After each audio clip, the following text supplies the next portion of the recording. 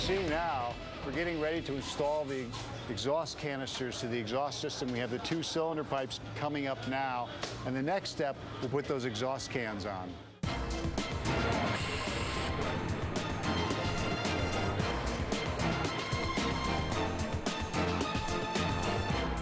Now they've just been placed on the 1098.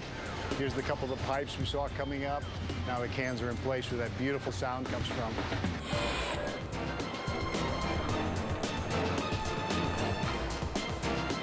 We're the first manufacturer to produce a motorcycle with monoblock calipers. They're essentially a brake caliper that's made from one piece of alloy and then machined. Those monoblock brakes were first developed for Ducati race bikes. On the street, they give the 1098 the most powerful brakes of any production motorcycle in the world. This is the final testing of those motorcycles we've been seeing built up. This is the first time the engine runs. We're testing the engine efficiency, looking for quality, any leaks, checking the brakes. There's lots of telemetry in there for the motorcycle, but also the senses of the tester himself. What does he feel? What does he hear? What does he smell when he's testing that motorcycle? We really depend on their experience and instincts at this part of the process. It takes more than experience and instincts to build a Ducati. It takes a very unique Italian attitude toward motorcycles. You just walk in and it's, people are smoking and it just feels like old-time Italy, real sausage making kind of, we're building bikes here.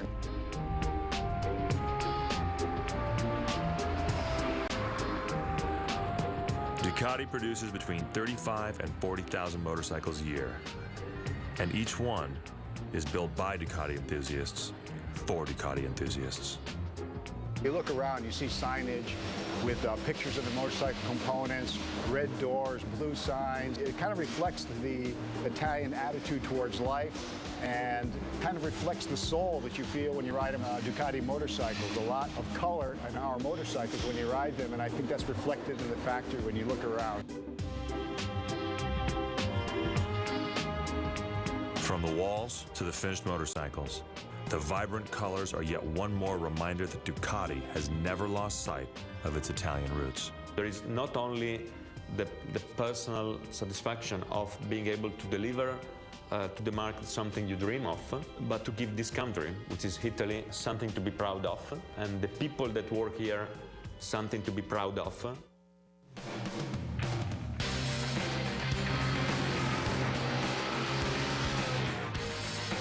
The bikes that Ducati creates touch the human senses and showcase a clearly Italian kind of style.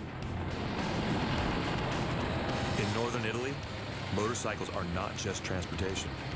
They are fashion statements, created by mechanical artists looking to push the edge. Designers always have their work with them because everything we see, we observe, gets stored away, and then hopefully one day it'll come out in a useful form. So designers by nature are observant and curious, so you're never away from your work, ever.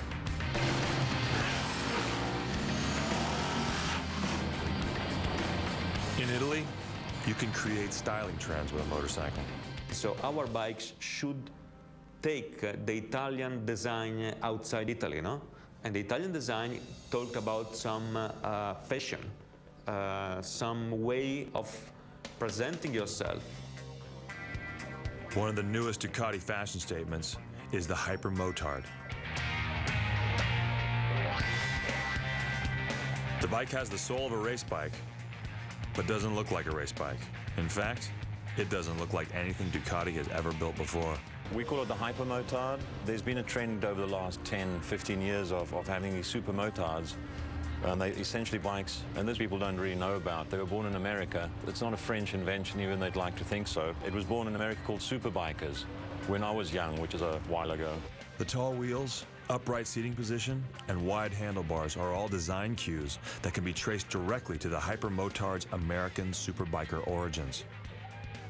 Those original machines were called motards because they were multi-purpose motorcycles that could be ridden in the dirt or on the street. The motard basically is a bike which has really open feel at the back, Very lightweight exhaust system, very spares bodywork, very essential. So we've got the small panels on the front, got a mudguard which is abbreviated, fairly long travel, motocross handlebars. On this particular one, we've got the mirrors integrated in handlebars, so that keeps it very clean. Otherwise, we'd have these big antennas sticking out the top. The idea is small, essential, lean, and mean.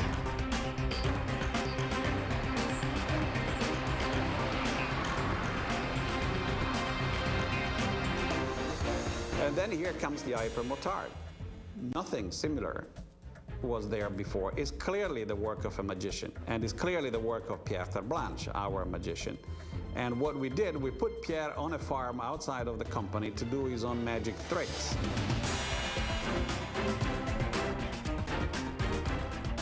It is ironic that in a land of antiquity, the hypermotard owes its existence to one of the most modern things of all, the internet. Ignoring conventional wisdom that says new models are best kept secret, pictures of the bike are posted on the company's blog, and people around the world are asked for their comments and reactions. We built the hypermotard only because the blog people asked us to do so. We put out a questionnaire simply saying people, do you like it, don't you like it, what do you like, what don't you like. In a week we got 36,000 answers. 36,000 answers is a mind-blowing type of answers.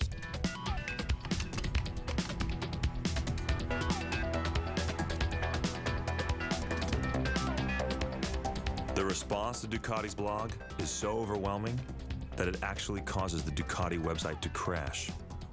It is perhaps the only time a company has ever been happy to see its computer system go down. Believing that they have a hit on their hands, the company decides to build one of the most unusual looking Ducatis ever.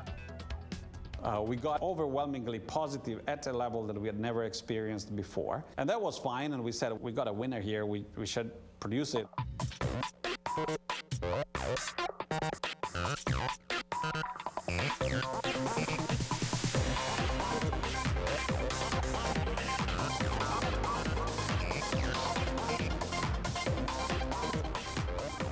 The design process is about limiting the damage.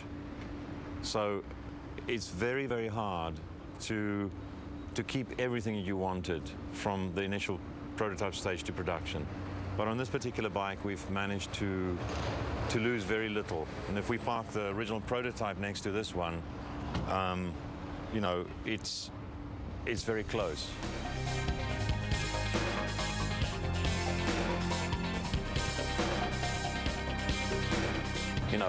You can't really push it on the road that hard, but it's about having fun, being in the outdoors, and especially neatly great scenery. And when you ride with your friends, it's just being in company.